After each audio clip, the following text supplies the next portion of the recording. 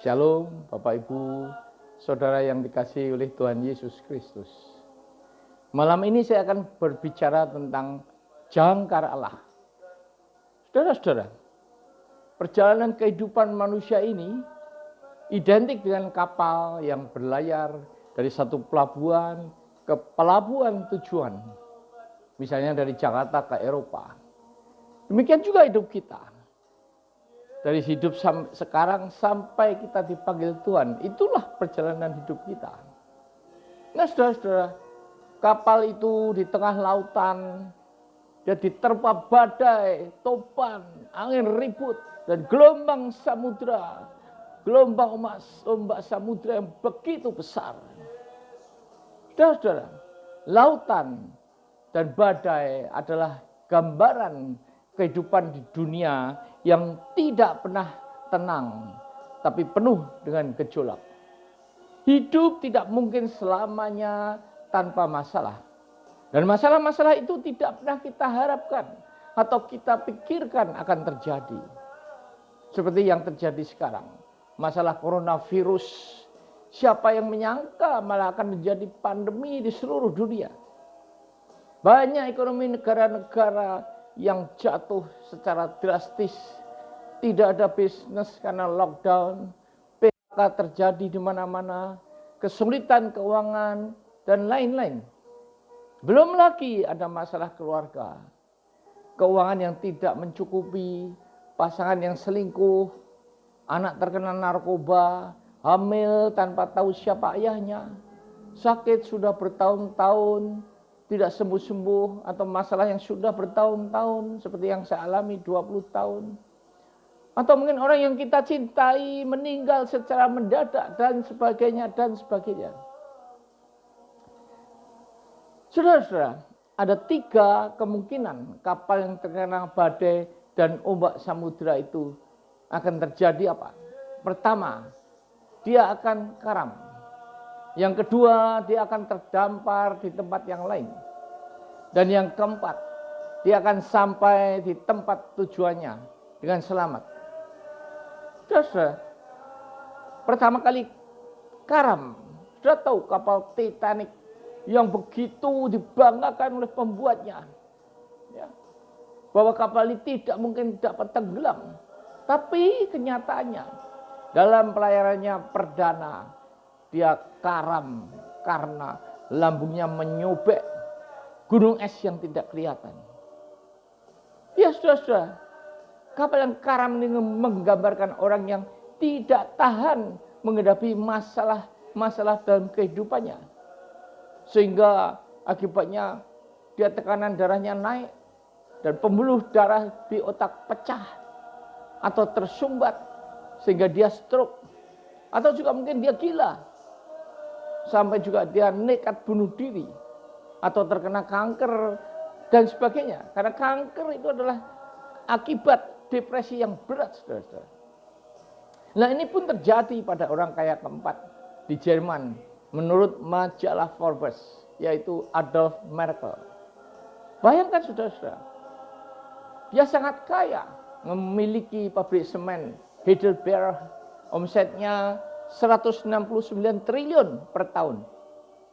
Belum pabrik farmasinya, Phoenix, yang omsetnya 310 triliun per tahun. Jadi total dia mendapatkan 479 triliun per tahun. Tapi apa yang terjadi ketika sahamnya DVW jeblok dan dia rugi 17 triliun? Oh, dia langsung bunuh diri, saudara-saudara, dengan menabrakkan dirinya pada kereta yang berjalan. Padahal minum obat tidur lebih enak matinya, saudara-saudara. Nah inilah, saudara-saudara, suatu gambaran bila kita tidak kuat menghadapi masalah, maka seperti kapal Titanic yang karam, kita pun akan karam dalam kehidupan ini, saudara-saudara. Yang kedua adalah terdampar di pelabuhan lain. Saudara, kapal terdampar itu berarti dia kecewa kepada Tuhan, ya, atau juga mungkin gereja atau gembalanya yang tidak mau mengerti dan sebagainya, atau khotbah yang tidak sesuai dengan keinginannya untuk mengatasi masalahnya. Sehingga dia pindah ke gereja lain, shopping gereja, dari gereja satu ke gereja lainnya, untuk mencari khotbah yang sesuai dengan keinginannya. Yang enak didengar telinga, menyenangkan hati. Atau bahkan mungkin dia tidak ke gereja, saudara-saudara. Nah, saudara-saudara, mereka dibodohi dengan ajaran-ajaran sesat. Terutama tentang berkat-berkat. Apalagi jika ditekankan dengan doktrin tabur tuai. Itu ada cerita yang lucu. Dia persembahkan semuanya untuk gereja. Ternyata suatu hari dia melihat istrinya, pendeta itu, memakai cincin berlian yang dia persembahkan. Saudara-saudara. Saudara, mungkin juga pelarian yang semu. Dan hanya sesaat. Karena apa? Mengkonsumsi narkoba atau alkohol. Ya. Padahal alkohol atau narkoba itu ketika sudah hilang pengaruhnya, maka kita kembali kepada keadaan yang sadar, kita tahu apa yang menjadi masalah-masalah kita. Dan narkoba maupun alkohol itu kan merusakkan tubuh kita, saudara-saudara. Nah, pelarian yang semu ini hanya sesaat saja, saudara-saudara. Ya. Nah, di dalam 2 Petrus 2 ayat 1-3 dikatakan tentang guru-guru palsu. Demikian pula di antara kamu akan ada guru-guru palsu. Mereka akan memasukkan pengajaran-pengajaran sesat yang membinasakan. Bahkan mereka akan menyangkal penguasa yang telah menembus mereka. Saudara-saudara, sekarang banyak guru-guru palsu, saudara-saudara. Mengajarkan pengajaran-pengajaran sesat yang membinasakan. Ya, pengajaran tentang kemakmuran atau berkat-berkat segala macam. Bahkan mereka menyangkal penguasa, yaitu Yesus yang telah menebus mereka. Mereka kembali kepada hukum Taurat. Saudara, banyak orang yang mengikuti cara hidup mereka yang dikuasai hawa nafsu. Dan karena mereka jalan kebenaran akan dihujat. Dan karena serakahnya guru-guru palsu ini akan berusaha mencari untung dari kamu dengan cerita-cerita isapan jempol belaka. Tetapi untuk perbuatan mereka itu, hukuman telah lama tersedia dan kebinasaan tidak akan tertunda. Saudara-saudara, mereka mencari untung dengan mengatakan misalnya ada pedang profetik yang dijual, atau mereka dalam khotbahnya bohong. Ya, seolah-olah dengan Tuhan bercakap-cakap seperti saudara bercakap dengan saya langsung. Tidak ada seorang pun yang dapat bercakap-cakap langsung dengan Tuhan kecuali Musa, saudara-saudara. Berhadapan muka dengan Tuhan Yesus. Di Galatia 1 ayat 6 dikatakan, aku heran bahwa kamu begitu lekas berbalik daripada Dia yang oleh kasih karunia Kristus telah memanggil kamu dan mengikuti Injil lain. Saudara, mengapa saudara berbalik begitu cepat ketika hidup saudara dalam masalah? Bahkan yang harus saudara lakukan adalah dalam masalah itu saudara bertekun. Saudara mohon belas kasihan Tuhan untuk menyelesaikan perkara saudara. Atau mungkin minimal mendapatkan kekuatan dalam menghadapi masalah-masalah itu. Jadi janganlah mengikuti Injil lain yang ajarannya tidak karuan, saudara.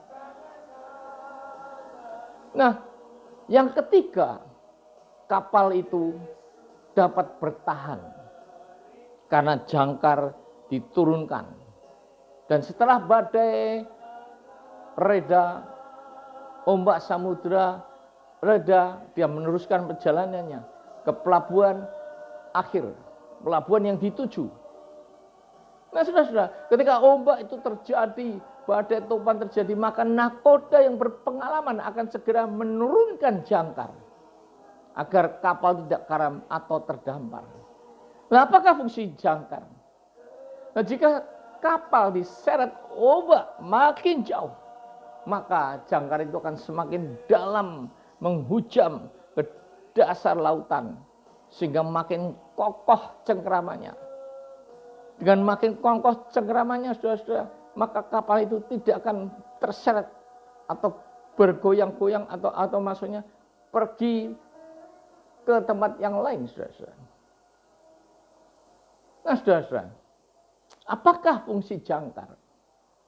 Yang pertama, jangkar itu dibuat dari logam pilihan. Dia harus tidak karatan karena dimasukkan laut yang asin. Biasanya itu adalah logam campuran, saudara-saudara. Dan yang kedua, menjaga agar kapal tetap di tempatnya. Saudara-saudara, kita bicara tentang jangkar Allah. Jangkar yang lain daripada jangkar yang ada di dunia ini. Dan kedua ujung jangkar itu merupakan satu, sumpah Allah kepada Abraham dalam Kejadian 22 ayat 16 dan 17. Dan ujung jangkar lainnya merupakan janji Allah pada kita semua dalam Ibrani 13 ayat 5. Apakah itu? Kita lihat sumpah Allah. Katanya, aku bersumpah demi diriku sendiri. Demikianlah firman Tuhan. Karena engkau telah berbuat demikian dan engkau tidak segan-segan untuk menyerahkan anakmu yang tunggal kepadaku, maka aku akan memberkati engkau berlimpah-limpah dan membuat keturunanmu sangat banyak seperti bintang di langit dan seperti pasir di tepi laut. Dan keturunanmu itu akan menduduki kota-kota musuhnya. Saudara-saudara, manusia bisa bersumpah, tapi dia akan dapat mengingkari sumpahnya. Tetapi saudara-saudara, kalau Allah bersumpah, dia pasti tidak akan ingkar janji. Dan sumpahnya, karena Abraham mau mengorbankan Ishak, mau menyerahkan anakmu yang tunggal, maka sebagai gantinya atau sebagai upahnya Allah akan memberkati Abraham secara berlimpah-limpah, saudara, dan membuat keturunannya sangat banyak seperti bintang di langit dan seperti pasir di tepi laut, dan menduduki kota-kota musuhnya. Wow, itu suatu janji yang sangat indah dan dapat kita pegang. Nah, saudara-saudara, apakah Allah tidak konsisten? Karena dalam kitab Imamat, Allah mengutuk bangsa Israel yang mempersembahkan anak-anaknya bagi dewa Moloch, yaitu dibakar hidup-hidup, saudara-saudara. Dan orang tua itu harus melihat saat anaknya menderita dibakar sebelum mati. Dan dia tidak boleh menoleh. Karena ketika dia menoleh, berarti persembahannya gagal. Dan harus diulangi lagi dengan mempersembahkan anaknya yang lain. Nah, Ishak adalah anak perjanjian antara Allah dan Abraham. Nah, jika Ishak mati, maka janji Allah agar keturunan Abraham seperti pasir di laut dan bintang di langit tidak akan terjadi. Di sini Abraham diuji kesetiaannya dan ketaatannya untuk mempersembahkan Ishak, sang anak perjanjian. Saudara, Abraham sudah sejak lama kaya raya, mulai dari Ur Kasdim sampai saat ini, saat di tanah Kanaan, saudara. Dan Ishak adalah satu-satunya kesenangannya. Harta sudah tidak berarti bagi dia, tapi diminta untuk dipersembahkan sebagai korban bakaran. Nah, bandingan ketika Sodom dan Gomora mau dimusnahkan Allah, dia menawar, Tuhan, kalau ada 50 orang yang benar, jangan kau musnahkan kota itu. Tetapi Allah berkata, jika ada 40 orang pun tidak akan kau musnahkan. Dan Abraham menawar 30, 20 sampai 10. Tapi akhirnya tetap dimusnahkan karena di kota Sodom Gomora tidak ada 10 orang yang benar kecuali keluarga Lot. Nah, saudara-saudara, ini anak tunggalnya, satu-satunya kesenangannya diminta untuk dikorbankan. Dan dia tidak menawar babi bu, ya. Pagi-pagi benar dikatakan dia berangkat ke tempat yang ia juga belum tahu di mana. Abraham harus berjalan 100 km lebih menuju ke Gunung Moria. Dan tempat itu sekarang adalah the Dome of the Rock atau kubah emas yang ada di Yerusalem, di mana sekarang ini dikuasai oleh umat Muslim. Nah, saudara-saudara, di sini Allah hanya menguji iman Abraham. Karena ternyata digantikan dengan seekor kambing jantan yang terikat tanduknya di semak. Apa inti dari pengorbanan Ishak yang diminta Allah? Yaitu Allah menghendaki agar kita mengutamakan Dia di atas segala-galanya. Dia harus nomor satu, saudara-saudara. Tapi kadang-kadang kita tidak ke gereja. Hanya mungkin ada rezeki, ada proyek, kita harus meninjau atau harus deal, ya, atau mungkin melakukan hobi, mancing atau keluar kota dengan keluarga. Bahkan mungkin kita juga tidak mempersembahkan apa yang menjadi hak Tuhan. Nah, Ishak adalah gambaran dari Yesus yang benar-benar mati dikorbankan untuk menyelamatkan manusia berdosa. Seperti Ishak yang harus memikul kayu bakar, Yesus juga memikul salib yang jauh lebih berat daripada kayu bakar yang dipikul Ishak. Begitu juga Yesus memikul salibnya dalam keadaan tubuh yang lemah, terluka, darahnya sudah terkucur ketika disiksa, dan sebagainya. Yang kedua adalah janji Allah dalam Ibrani 13 ayat 5. Janganlah kamu menjadi hamba uang, dan cukupkanlah dirimu dengan apa yang ada padamu. Karena Allah telah berfirman, aku sekali-kali tidak akan membiarkan engkau, dan aku sekali-kali tidak akan meninggalkan engkau.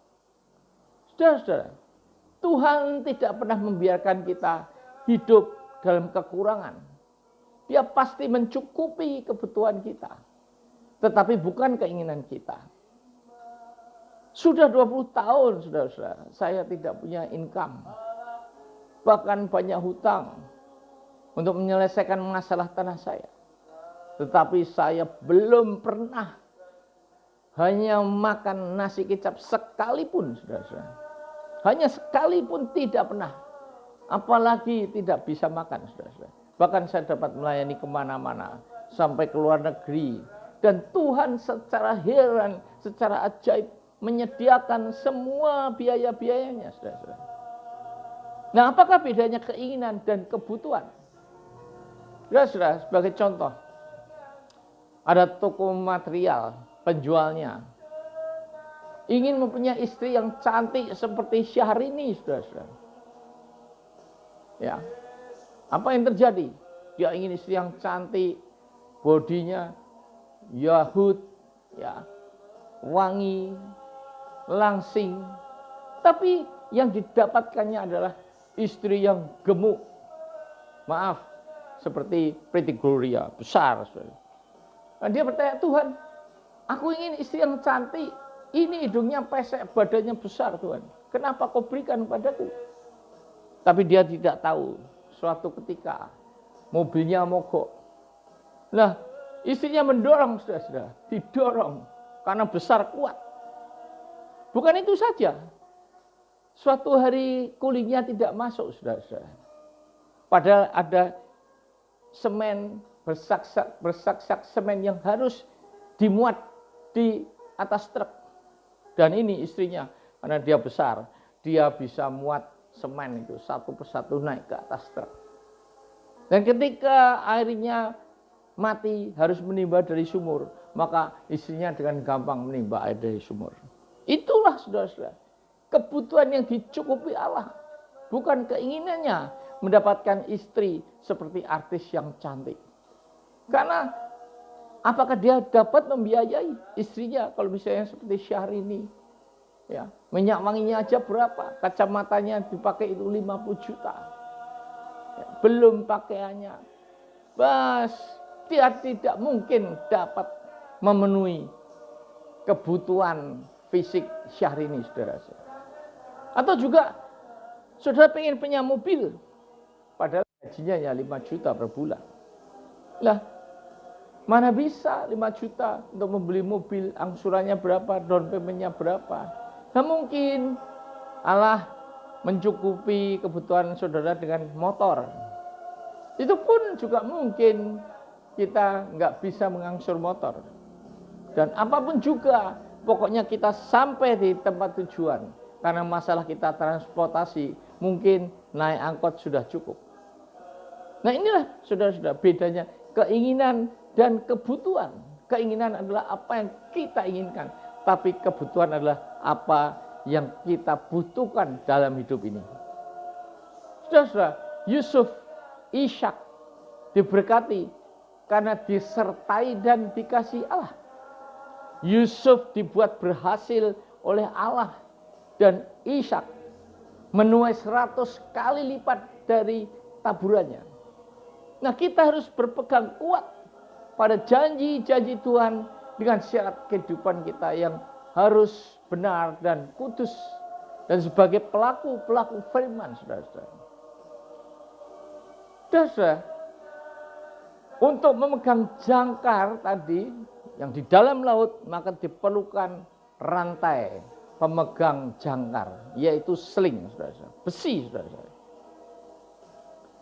Di Ibrani 10 ayat 36 ya, dikatakan, sebab kamu memerlukan ketekunan supaya sesudah kamu melakukan kehendak Allah, kamu memperoleh apa yang dijanjikan itu. Kita memerlukan pegangan yang teguh pada jangkar rohani kita, yaitu jangkar Allah tadi. Kita harus tekun, saudara-saudara, tahan uji dalam menghadapi percobaan, menghadapi masalah. Karena apa? Karena kita sudah melewati, ketika kita sudah melakukan kehendak Allah, maka janji Allah adalah kamu memperoleh apa yang dijanjikan itu. Bayangkan, saudara-saudara, di Roma 5 ayat 4 dan 5 juga dikatakan, dan ketekunan menimbulkan tahan uji, dan tahan uji menimbulkan pengharapan, dan pengharapan tidak mengecewakan, karena kasih Allah telah dicurahkan di dalam hati kita oleh Roh Kudus yang telah dikaruniakan kepada kita. Saudara, ketika kita tahan uji, kita tekun, maka ada satu harapan, bahwa suatu ketika Allah pasti akan menyelesaikan masalah ini, memberikan jalan keluar, dan pengharapan itu tidak mengecewakan. Bayangkan kalau Allah sudah memberikan anaknya yang tunggal, Yesus Kristus, mati di kayu salib untuk kita. Apakah dia tidak lebih mudah bagi dia untuk memberikan apa yang kita butuhkan, untuk memberikan solusi atas masalah-masalah yang kita hadapi?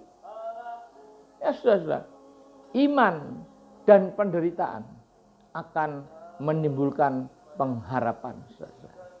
Nah ketika kita menderita, kita tidak punya iman, maka kita tidak punya pengharapan.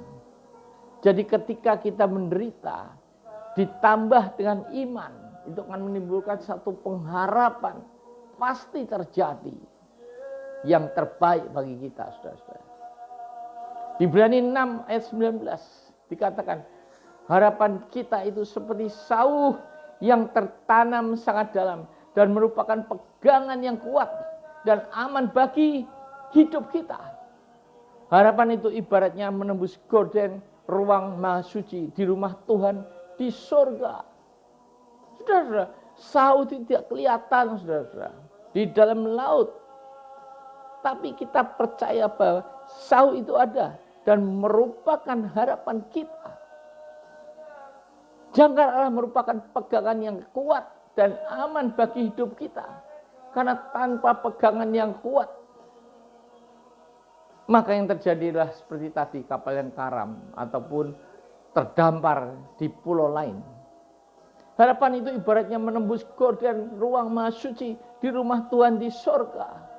Kita dapat langsung berbicara atau berdoa kepada Tuhan, langsung berkomunikasi kepada Tuhan tanpa melalui perantara-perantara lain di dunia ini. Saudara-saudara, di Yesaya 41 ayat 10 dikatakan, janganlah takut, sebab aku menyertai engkau.